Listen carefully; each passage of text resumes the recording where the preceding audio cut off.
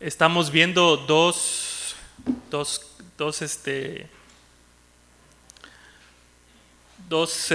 lecciones, dos series. Por las mañanas normalmente vemos Marcos y por las tardes vemos Primera de Tesalonicenses. Solamente que el día de hoy, aprovechando que vamos a tener esta celebración, ¿verdad?, del ministerio o del pastor, del día del pastor, como normalmente le dicen, pues decidí que en la mañana pudiéramos meditar un poco en Primera de Tesalonicenses, porque el énfasis del apóstol Pablo tiene que ver en esta mañana con el servicio pastoral. Así que el próximo domingo estaremos nuevamente con Marcos en la mañana. Muy bien, hermanos, quisiera empezar a comentar algunas cosas acerca del trabajo pastoral en la Iglesia de Jesús. Cuando nosotros vemos la Biblia, hermanos, nos damos cuenta que hay muchas metáforas, muchas ideas, imágenes que representan a los pastores. Así que quiero ayudar a los hermanos en esta mañana a que podamos ir precisando si los pastores de la iglesia de hoy son los mismos pastores que aparecen en la Biblia, en el Antiguo Testamento, o son otros, ¿verdad? ¿Qué nos quiere decir? En el Antiguo Testamento, hermanos, cuando ustedes vean la figura de un pastor, ¿sí?, está hablando de los reyes, hermanos, de los reyes, ¿ok? No está hablando de un pastor que se paraba todos los domingos a predicar, sino está hablando de los reyes de Israel, ¿sí? También vemos en la Biblia que, por ejemplo, Ciro, rey de Persia, es llamado por el Señor como un pastor, ¿sí? Si alguno de ustedes les preguntan en historia quién fue Ciro, rey de Persia, no vayan a contestar un pastor, ¿verdad? Porque lo van a tener mal, ¿no? Pero la Biblia lo identifica como un pastor. También en Ezequiel 34:2 se dice, o se nos dice, que los pastores han fallado, así dice. Pero si entendemos el contexto de Ezequiel, sabemos que está hablando de los reyes de Israel, ¿sí? En las figuras, en las imágenes de lo que conocemos como el segundo templo, que quiere decir Israel cuando regresó del exilio, vemos otras figuras pastorales. Vemos la figura de Moisés como un pastor que guió a Israel durante todo el desierto. También vemos al rey David como un pastor en cuyo reinado el pueblo de Israel se condujo dentro de los caminos del Señor. Y finalmente vemos al Mesías, ¿sí?, en el segundo templo, que sería los libros de Ezequiel, Daniel, Isaías, etc. Vemos al Mesías como el pastor que habría de venir, ¿sí? Bueno, ¿en qué otra parte de la Biblia vemos la figura de un pastor? La vemos en el Evangelio de Juan, ¿verdad? Dice el Señor Jesús: yo soy el buen pastor, y el buen pastor da la vida por sus ovejas. Yo conozco a las ovejas por su nombre, y ellas conocen mi voz, ¿sí? Bueno, entonces, hermanos, ¿en dónde ponemos a los pastores de ahora? ¿Son los reyes de la iglesia? ¿Son profetas de la iglesia? ¿Son como Jesús? ¿Qué dicen ustedes, hermanos? ¿Qué les ha parecido en su experiencia cristiana hasta ahora que son los pastores? ¿Qué figura tienen? Tenemos que reconocer, hermanos, por lo que hemos ido viendo en el Evangelio de Marcos, que el Señor Jesús tenía como propósito crear una comunidad que girara en torno a Él, hermanos, ¿sí? La comunidad que Jesús crea en los evangelios es una comunidad que gira alrededor de Él. Hoy terminamos, gracias a Dios, el Evangelio de Juan y decíamos, a Pedro en el capítulo 21, Jesús le da la oportunidad de ser un buen pastor, ¿sí? Pero Jesús 3 veces le va a recordar a Pedro que las ovejas son de Él. Le dice: apacienta mis ovejas. 3 veces se los dice, hermanos. ¿Por qué? Para que no quede duda, hermanos, que las ovejas son del Señor. ¿Está bien? Así vemos al Señor Jesús en los evangelios. Hay una comunidad que está alrededor de Él. El Señor Jesús, hermanos, vino a desbaratar una estructura piramidal. ¿Sí? Así, en pirámide, en triángulo, donde en la base están las personas, entre comillas, menos importantes, y aquí en el pico está la persona más importante. El Señor Jesús vino a derribar eso. ¿Sí? Y si todavía no nos ha quedado muy claros, hermanos, les prometo que el siguiente libro que vamos a estudiar en las mañanas va a ser Mateo, para que nos quede bien claro que el Señor Jesús está derribando las estructuras piramidales. Por lo tanto, ahora el Señor Jesús ha empezado a hacer una comunidad horizontal, todos al mismo nivel. ¿Sí? Por eso vemos constantemente, hermanos, en los evangelios, cómo los discípulos de Jesús de repente están pensando que tienen ellos cierto privilegio porque llevan más tiempo con Jesús. Vemos a los zebedeos decirle a Jesús, castigamos a algunos que andaban por ahí diciendo algo en tu nombre, ¿sí? Porque no nos siguen. O vemos también a los hijos de Zebedeo decirle a Jesús, cuando tú vengas, danos un lugar importante.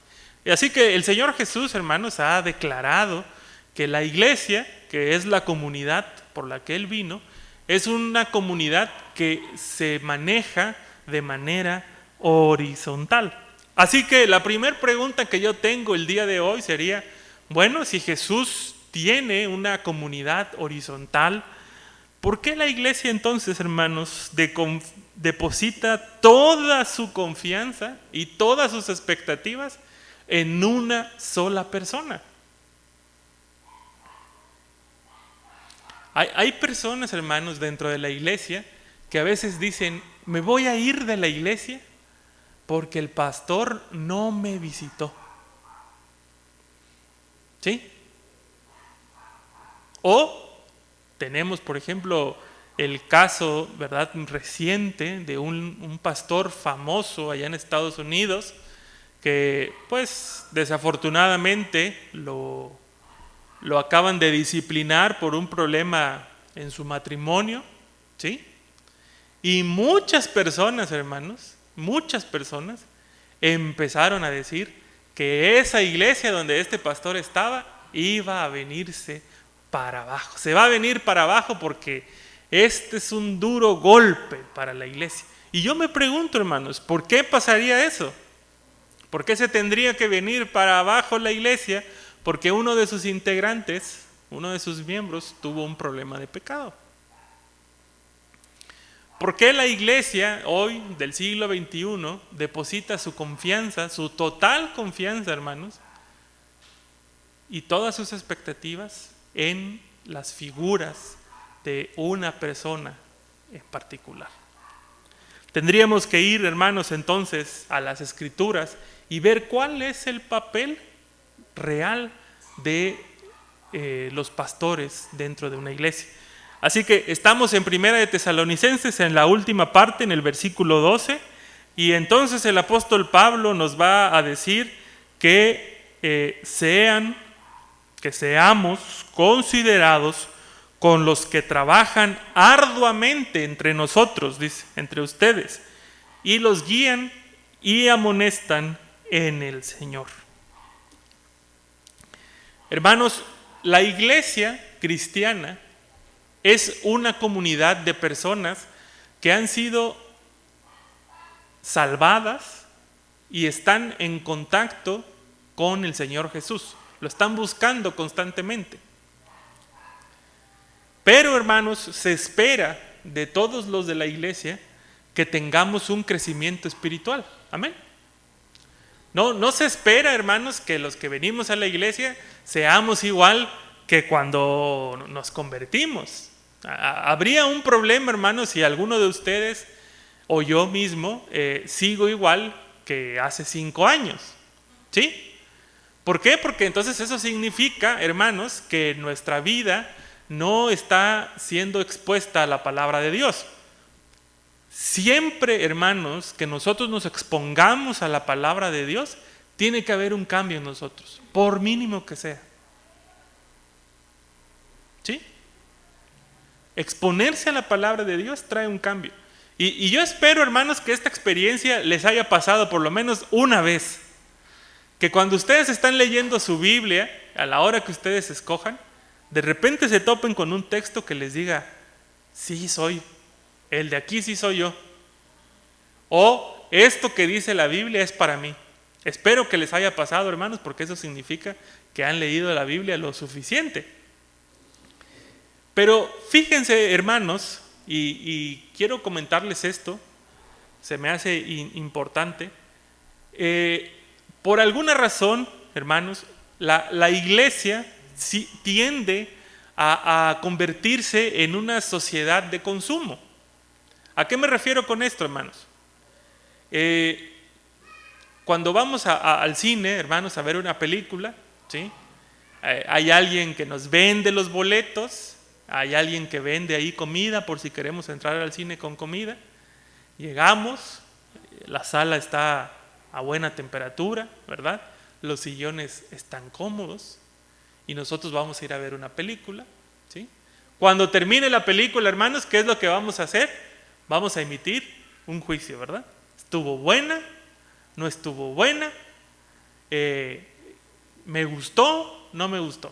Y nos vamos a ir a nuestra casa y probablemente, hermanos, ninguno de ustedes, ¿verdad?, en su casa va a estar diciendo, ¿viste cómo me atendió el de la dulcería? ¡Qué amable!, ¿verdad? No, ustedes saben que ahí en el cine los tienen que atender bien. Bueno, la iglesia, hermanos, también se ha convertido en una especie de sociedad de consumo, en donde las personas que están aquí, todos los que conformamos la iglesia, vamos a venir un día, el domingo, y vamos a estar igual. Nos vamos a sentar, nos vamos a parar cuando nos digan, ¿sí? Tal vez llegando a casa, ¿verdad?, podamos decir, ¿qué tal los himnos de hoy? Bueno, estuvieron movidones, o no, estuvieron muy tranquilos, ¿no? Lo sentí muy de antaño, ¿no? Y van a decir, la predicación tardó mucho, tardó poco, sentí que el pastor cantinfleó, o sentí que no le entendí nada, bueno. Pero después de eso, hermanos, como que se va a acabar la expectativa del domingo hasta el siguiente domingo, en donde vamos a venir y vamos a repetir lo mismo, ¿sí? Ya le hace falta ahí otro sonidito al piano, ¿eh?, para que ya no sea siempre el mismo, o falta que pasen algún video en el culto para motivarlos. Pero, hermanos, la vida cristiana es una vida de crecimiento. Y esperamos, hermanos, que todas las personas que conforman la iglesia vayan teniendo un aumento en su vida cristiana, una madurez, de tal manera que las nuevas personas que vengan puedan sentirse respaldadas por las personas que tienen más tiempo en la iglesia. ¿Cómo puede llamar el Señor, hermanos, a pastores si no hay crecimiento espiritual? ¿Cómo puede el Señor echar mano de gente que se dedique a cuidar, a guiar, como dice el apóstol Pablo, a la iglesia, si no hay crecimiento espiritual?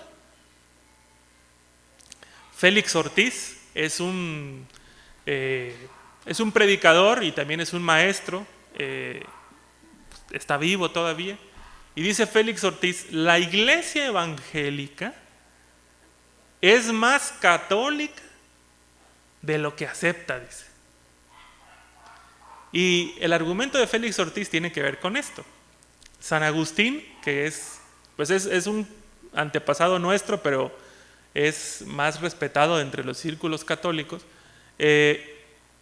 decidió, San Agustín, que había dos tipos de personas: el laico y el clérigo, ¿sí? Así que había dos tipos de espiritualidad. La espiritualidad del laico y la espiritualidad del clérigo. ¿Eso qué quiere decir, hermanos? Que en la iglesia había dos divisiones. Los que formaban parte del cuerpo ministerial y la iglesia en general. Pero hermanos, eso, aunque nos parezca muy bonito, no es bíblico. Ignacio de Antioquía, que es otro padre de la iglesia, tenía este dicho. La primera vez que lo oí me gustó, pero después que lo medité dije, no, eso tampoco es bíblico. Ignacio de Antioquía decía, donde hay un obispo, que ahorita lo podríamos traducir, donde hay un pastor, dice, donde hay un obispo, ahí hay una iglesia. ¿Sí? Se oye bonito, pero no es bíblico. ¿En dónde está la iglesia, hermanos? En donde hay 2 o 3 reunidos en el nombre del Señor Jesús. No en donde haya un pastor, no en donde haya un obispo. No hay una vida de clérigo, no hay una vida de laico. Todos, hermanos, miembros de la iglesia y cuerpo pastoral, formamos parte de la iglesia de Cristo. Porque entonces, hermanos, eso quiere decir que Dios escucha más rápido la oración de un pastor que la oración de un hermano de la iglesia que no forma parte del cuerpo pastoral. Y sabemos que eso no es cierto, hermanos. Cuando nosotros leemos las recomendaciones de Pablo a Timoteo acerca del cuerpo pastoral, vemos que dice que sea marido de una sola mujer, que mantenga en regla su casa, que no sea muy dado al vino, ¿sí? Y entonces le decimos a nuestros pastores, mira, hermano, mantén en orden tu casa, no seas muy dado al vino, etc. La pregunta aquí, hermanos, para ustedes y para mí es, ¿y los demás de la iglesia qué?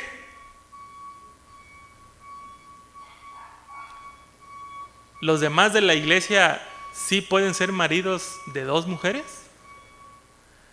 ¿Los demás de la iglesia sí pueden ser dados a ganancias deshonestas?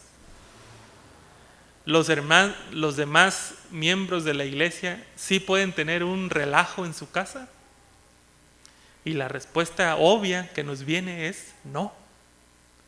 Se espera que todos los cristianos tengamos el mismo comportamiento que tiene un obispo o un pastor, como lo explica Pablo. Entonces, hermanos, ¿por qué le deberíamos dar gracias a Dios hoy? ¿Qué es lo que la iglesia tiene que reconocer acerca de la vida ministerial? Bueno, el apóstol Pablo es claro en lo que nos dice. Nos pide a la iglesia que seamos considerados con las personas que han decidido trabajar arduamente entre nosotros. Trabajar, hermanos, como pastor o dar este servicio a la iglesia ha sido uno de los retos más importantes a los que me he enfrentado. Quiero decirles, hermanos, con toda sinceridad, ¿verdad? Para no crear un mito detrás de mi llamamiento, ¿verdad? Que toda la vida, hermanos, he tenido claro que tengo que ser una cosa, y eso es ser doctor, ¿sí? Siempre. Desde que salí de la prepa dije, voy a ser médico, ¿sí? Hice todo lo posible para ser médico, estudié lo suficiente para ser médico. Ayer me preguntaban los muchachos en el tiempo, ¿verdad?, de jóvenes, si de verdad era muy pesado, y le digo, pues me levantaba a las 2 de la mañana a estudiar, le digo, no. Y hicieron así toda su cara como que, ay no, está muy pesado. De verdad, dice, creo que Dani me preguntó, le digo, sí, las 2. Y me dormía como a las 6 de la mañana y dormí otro ratito y ya me iba a la escuela. Hice todo lo posible, hermanos, por terminar mi carrera. Hice todo lo posible por irme a hacer mi especialidad. Y durante todo este tiempo, hermanos, nunca tomé como una posibilidad ser pastor. ¿Sí? Esa es la realidad, hermanos. Sin embargo, hermanos, cuando regresamos de Monterrey, Y un tiempo tal vez en Monterrey estuve lidiando con esto en mi cabeza, ¿verdad? Tercero, cuarto año, ¿verdad? Decía, ¿y si Dios quiere que yo sea pastor? Y luego hacía yo así, no, ya estoy en el tercer año, no puedo dejar ahorita la especialidad. Y pasaba, ¿no? En el cuarto año, ¿verdad? Falleció mi papá antes de que terminara la especialidad. Y otra vez ese pensamiento, ¿verdad? Y dije, no puedo dejar la especialidad a medias. ¿Qué diría mi papá? Terminé, regresé aquí a Tuxtla y estando un día en una actividad de jóvenes, el pastor que estaba predicando habló acerca del ministerio, ¿verdad? Y esa vez sentí, hermanos, en mi corazón que era ya imposible, ¿verdad?, resistirse a la voz de Dios. Y le dije al Señor, Señor, úsame, pues está bien, ya, si me quieres usar, úsame, pero ya soy especialista, ¿verdad? Ya hice lo que tenía que hacer. Y bueno, pasé al frente en esa ocasión, ¿verdad? Y intenté, hermanos, equilibrar, ¿verdad?, la vida de ser predicador ocasional ahí en la iglesia de Las Palmas y seguir siendo médico, ¿verdad? Estaba yo trabajando para el seguro y tenía mi propio trabajo en mi consultorio privado. Y un día me dice mi esposa, bueno, ya te invitaron mucho, dice, si quieres seguir, si te van a seguir invitando, pues estudia. Y hermanos, ahí empezó por primera vez una lucha dentro de mí, porque meterme a estudiar significaba hacer un sacrificio, hermanos. Y el primer sacrificio que tuve que hacer fue dejar el trabajo del seguro. Yo no lo había dejado, hermanos, a pesar de que mis condiciones laborales no eran buenas, no lo había dejado porque es un salario que cae cada quincena. Y los que trabajan por quincena, hermanos, saben que trabaje uno un minuto o no trabaje, o trabaje las 8 horas, el gobierno te paga. Pero entonces tuve que dejar ese trabajo. Mi esposa y yo teníamos planes, hermanos, de comprarnos una casa, ¿sí? Y yo supe desde el momento en el que dejé el seguro que esos planes ya no se iban a poder hacer. Porque, hermanos, las casas están bien caras. Por eso creo, hermanos, que Pablo pide que se reconozca la actividad pastoral, porque las personas que han decidido, hermanos, servir al Señor, hacen algunos sacrificios para servirle en esta tarea pastoral. Y lo que el apóstol Pablo está diciendo, hermanos, es, no está diciendo pongan en un pedestal a esa gente que deja todo, porque, hermanos, Jesús dijo que dejáramos todo. ¿Me explico? No está diciendo Pablo, pobrecito, ¿cómo dejaron su trabajo por servir? Ténganlos en consideración. No, hermanos, Pablo dice que los tengamos en consideración por el trabajo que hacen.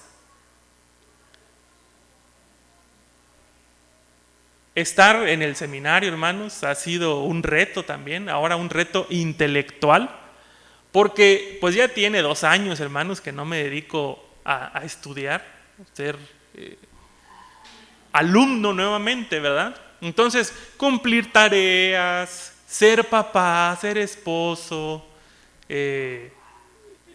ser doctor, pues se volvió difícil. Otra cosa, hermanos, que tuvo que pasar en este tiempo fue que tuve que dejar de laborar los días fines de semana, porque estaba descuidando a mi familia. Entonces ya es un día menos de trabajo, hermanos. ¿Sí? Y si es un día menos de trabajo, es un día menos de paga. Y ahora, hermanos, el año pasado, en diciembre más o menos, se hizo el rol de predicadores de la iglesia. Yo ya estaba en el segundo cuatrimestre, casi tercero. Y en el rol de predicadores de la iglesia, para diciembre, yo no aparecía más que 2 veces. Y dije, bueno, he hecho algunos sacrificios y nada más aparezco 2 veces. Creo que me confundí. Creo que el Señor no me quiere usar. Y me enojé por primera vez con el Señor. Dije, no se vale. Dije que no al IMSS. Estoy haciendo sacrificios y no me está usando el Señor. Ese año, en diciembre del año pasado, me invitaron los hermanos de Grijalva el día 24, estuve con ellos, ¿verdad? Y le dije a mi esposa lo sabe, en diciembre le dije, el próximo cuatrimestre ya no me voy a inscribir al seminario. Ya no, porque no, me voy a enchuecar del estrés y nada más 2 veces me tomaron en cuenta en la iglesia. Bueno, estaba yo con eso en el corazón, ¿verdad? Y me sorprendió, hermanos, la respuesta del Señor, porque en ese entonces del seminario me marcaron para preguntarme si todo bien. Y yo dije, qué raro, ¿verdad? No se supone que me marquen.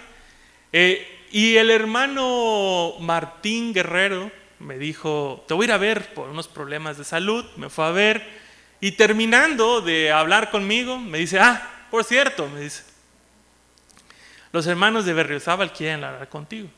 Creo que te quieren ofrecer algo, me dice. Ahí luego te digo qué día quedó la junta. Yo dije, los hermanos de Berriozábal. Solo había venido una vez aquí, no sé si se acuerdan, pero solo vine una vez.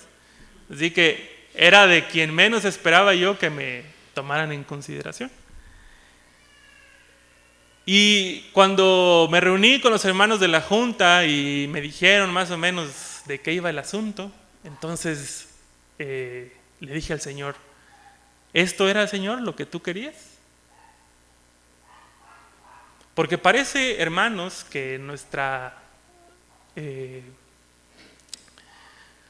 comunicación con el Señor a veces no es del todo clara, ¿verdad? Como que vamos a ciegas con el Señor. Y le doy gracias a Dios, hermanos, por el tiempo que he estado con ustedes, porque ha sido un tiempo de retos para mí y para mi familia. Quiero decirles que encontramos con mi esposa una buena casa en donde vivir, con un precio accesible para pagar.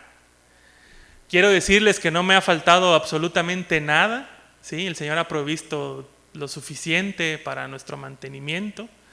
Y parte de esa suficiencia, hermanos, que el Señor provee para mí, es lo que me da la oportunidad de poder venir aquí, a la iglesia, ¿verdad? Desplazarme desde Tuxtla para acá. Nos sentimos amados por la congregación, nos sentimos apreciados, pero también han venido nuevos retos.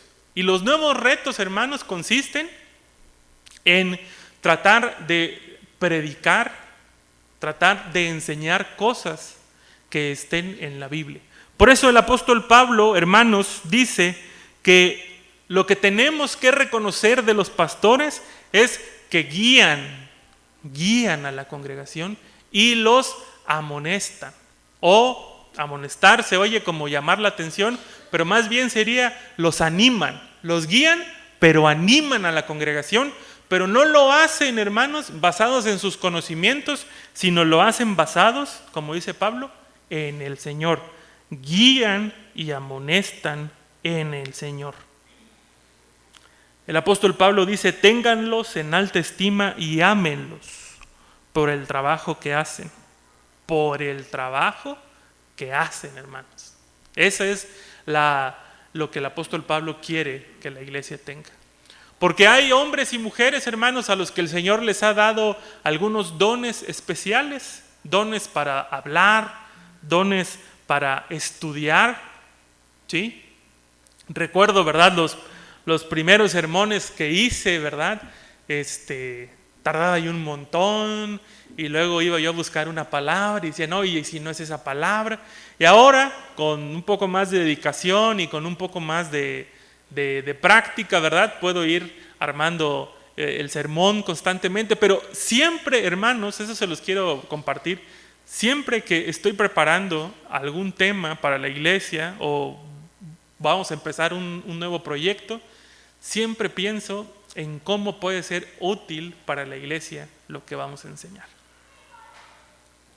En este tiempo que hemos estado juntos, hermanos, puedo comentarles, ¿verdad?, que hay domingos, ¿verdad?, en la noche, ya estando en casa, ¿verdad?, donde ya siento como que si hubiera pasado un tren por encima, ¿verdad?, así, todo cansado, ¿no?, en mi cuarto. Pero la satisfacción, hermanos, que el Señor me ha regalado es poder ver a algunas personas que se empiezan a integrar a la iglesia. La satisfacción y lo que el Señor hace por mí y por mi familia tiene que ver con el crecimiento espiritual de la iglesia. Cómo algunos se han mantenido, ¿verdad? Después de que cuando empecé a verlos no venían siempre, ahora se mantienen. Y poder ver, hermanos, cómo podemos ir creciendo poco a poco como congregación, como iglesia, para mí es una satisfacción que hace que el siguiente fin de semana esté yo con las pilas para volver a venir. ¿Sí? Hemos tenido con mi esposa algunas estrategias, ¿verdad? Primero tratábamos de venir todos los sábados, después empezaban a pasar algunas cosas que ya no podíamos venir, pero en todos los escenarios, hermanos, lo que hacemos, lo hacemos contentos, lo hacemos agradecidos con Dios, pero lo hacemos sobre todo, hermanos, por amor a ustedes. Y de verdad que el trabajo, como lo dice Pablo, sí es un trabajo arduo, porque sí implica esfuerzo. Les mentiría si yo les dijera que me despierto y están las maletas hechas. Bueno, sí pasa así, pero hay alguien que las hace, ¿no?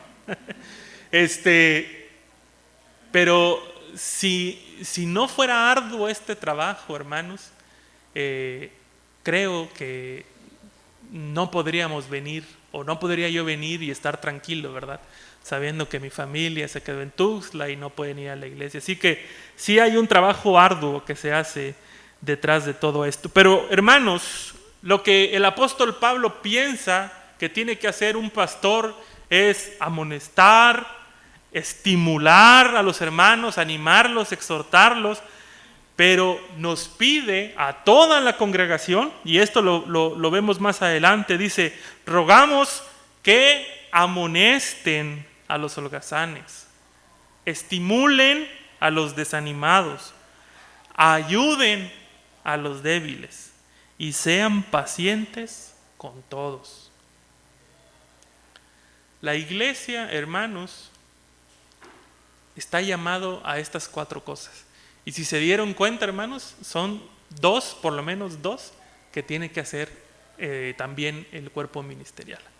Amonestar, estimular, guiar a los hermanos. La tarea pastoral, hermanos, no depende únicamente de una persona dentro de la congregación. Eso es un peligro, hermanos. Que una congregación solamente tenga un pastor, tarde o temprano se va a convertir en un peligro. Y tenemos que hacer esa reflexión, hermanos. Si ya ha pasado un tiempo considerable y no hay otro pastor dentro de la iglesia, hermanos, algo mal se está haciendo en la iglesia. Porque quiere decir, hermanos, que el crecimiento espiritual no está alcanzando para que el Señor llame a otras personas, hombres y mujeres, a servirle. Y eso es un problema, hermanos. Tarde o temprano, hermanos, las iglesias que tienden su crecimiento alrededor de una sola persona van a colapsar. Van a colapsar, hermanos. Por eso me gusta una iglesia que mi esposa ve, que es una iglesia de República Dominicana, donde hay como 20 pastores en esa iglesia. Es una iglesia grande y hay 20 pastores. Y hay un hermano ahí que predica bien, predica bastante bien, pero no es el único. La tarea pastoral, hermanos, es algo que se tiene que llevar a cabo entre varias personas. Desafortunadamente, hermanos, hemos puesto un peso grande sobre el cuerpo pastoral. Lo sometemos a vivir una vida que la congregación no está dispuesta a vivir. Usted, pastor, va a ser una persona que mantenga en orden su casa, no muy dado al vino, ¿sí? Que no le gusten las ganancias deshonestas, pero yo sí, pero usted no, ¿sí? Yo sí y usted no. No, hermanos. Y cuando esto pasa, hermanos, lo único que nosotros vemos es que el cuerpo pastoral empieza a vivir una vida insatisfecha. Para este sermón estuve leyendo unos capítulos de un libro de un hermano que se llama David Tripp y está escribiendo acerca de lo que significa ser pastor. Y este hermano dice: mi mayor defecto como pastor es dejar que me definiera, que mi identidad fuera ser: soy el pastor de la iglesia fulana de tal. Porque mi identidad es: soy hijo de Dios. Esa es mi identidad. No soy el pastor de. Y cuando eso pasa, hermanos, cuando nuestra identidad está centrada en lo que somos, nuestra vida espiritual se viene para abajo. Porque entonces los pastores ahora ya no quieren abrirse con nadie, ya no le quieren decir a nadie sus luchas, ya no quieren que nadie los aconseje, ¿sí? Por eso, hermanos, la iglesia, nuestra iglesia, tiene que hacer dos cosas. La primera, tenemos que hacer un llamado para que la vida espiritual de los miembros de la iglesia reavive. Que en verdad haya vida espiritual aquí, hermanos. Que los que formamos parte de esta iglesia digamos: ¿y qué más vamos a aprender? ¿Y cómo podemos poner en práctica lo que aprendimos? Acaba de pasar algo grave en nuestro municipio. ¿Qué podemos hacer? Eso es lo primero, que nuestra vida espiritual reavive. Y dos, hermanos, que estemos orando porque el Señor envíe obreros a su obra.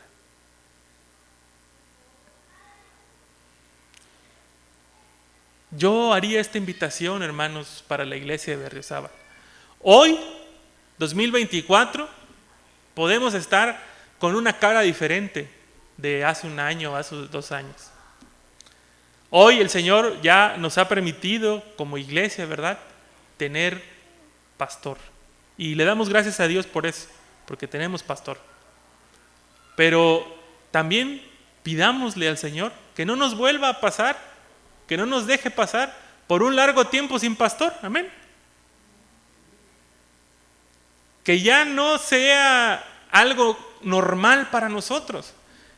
Como miembros de la Junta Consultora, aquí el hermano Freddy y yo, tenemos que oír cada 2 meses, ¿verdad?, los reportes, y son reportes desalentadores.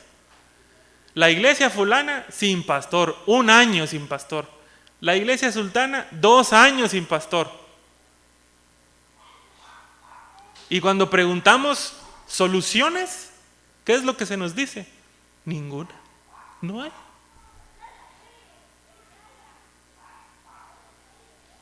Debemos pedir, hermanos, porque nuestra iglesia no vuelva a pasar por eso. Que el Señor avive el llamado en aquellos a los que ya se los ha hecho. Porque estoy seguro, hermanos, porque Dios es fiel y Jesucristo es fiel, estoy seguro que Él ya ha hecho llamados al corazón de alguno de los hermanos de esta iglesia. Así que yo le diría hoy al Señor: Señor, reaviva ese llamado en aquellos a quien tú has llamado. Demuéstrale, Señor, que tienes el poder para sustentarlos como me has sustentado a mí. Demuéstrale, Señor, que tú estás listo para suplir todas sus necesidades si te sirven arduamente, como lo has hecho conmigo. Yo, hermanos, no podría quejarme hoy delante del Señor por nada, ¿sí? Si estuviese en algún aprieto económico, hermanos, sería por mi irresponsabilidad, porque el Señor ha sido fiel conmigo y con mi familia y nos ha dado más de lo que necesitamos. De tal manera que podemos trasladarnos hasta Berriozábal y regresarnos allá las veces que sean necesarias, sin sentir, hermanos, que nuestra economía se está yendo para abajo. Y eso es algo que el Señor provee también para la iglesia. No solo para mí, sino lo hace también para la iglesia. Amén. El apóstol Pablo, hermanos, quiere terminar con nosotros diciéndonos lo siguiente, versículo 19. No apaguen el espíritu, no desprecien las profecías, sométanlo todo a prueba y aférrense a lo bueno. Eviten toda clase de mal y que el Dios mismo, el Dios de paz, los santifique por completo y conserve todo su ser, espíritu, alma y cuerpo, irreprochable para la venida de nuestro Señor Jesucristo. El que los llama es fiel y así lo hará. El Señor nos ha llamado, es fiel a su llamado. Decía un profesor, ¿verdad?, en tono de broma, el llamado del Señor es como aquel comercial, dice, el que llama paga, porque Él llama y Él paga, dice, Él sustenta. Y creo que Pablo, hermanos, está haciendo esta invitación hoy a la iglesia de Berriozábal también, a nuestra iglesia. Nos está diciendo, hermanos de Berriozábal, he sido fiel a mi llamado. Los he llamado a ustedes a ser mi iglesia y les he dado un pastor. He sido fiel a mi llamado. Pero también, hermanos, el apóstol Pablo dice, no apaguen el espíritu. El Señor quiere que no apaguemos el espíritu, reavivemos el Espíritu Santo en medio de nosotros. Pidamos al Señor que más hombres y mujeres respondan a su llamado. El trabajo de las células que hemos intentado echar a andar, hermanos, tiene ese propósito. Que cada uno de nosotros, los que tenemos más tiempo en la iglesia, nos convirtamos en una especie de pastores de 2 o 3 familias. Que podamos estar ahí cerca de 2 o 3 familias de la iglesia, ¿verdad? Que podamos orar por ellos. Pero yo le tengo que pedir al Señor, aviva, Señor, el corazón de aquellos hermanos que están dispuestos a hacerlo.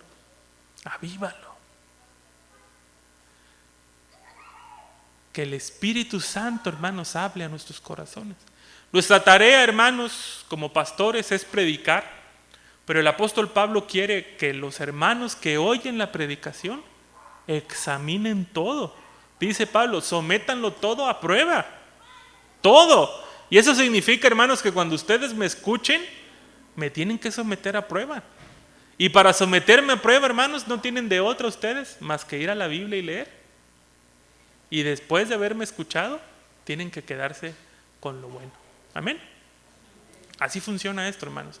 Ya no estamos en el tiempo del Antiguo Testamento, en donde lo que Moisés decía era lo que Dios decía, sino estamos en un tiempo de la gracia, en donde todo ya se dijo, en donde está todo, ¿verdad?, en la Biblia, en donde Jesucristo es el pastor de la iglesia y en donde nosotros los pastores, hermanos, estamos llamados a guiarlos y a edificarlos. Espero, hermanos, que con el paso del tiempo nuestra iglesia pueda ir siendo más saludable en este aspecto, ¿verdad? Que no pongamos al pastor por encima de los demás, sino que veamos al pastor como alguien de la iglesia con quien podemos estar, con quien podemos platicar, ¿verdad? Una de las cosas que decían los jóvenes la última vez que nos reunimos, y yo les preguntaba, ¿qué tan cercanos se sienten a la iglesia? Y ellos decían, pues bastante lejanos. Y la respuesta es porque no sienten, hermanos, que haya empatía entre el pastor, entre los hermanos de la iglesia y ellos.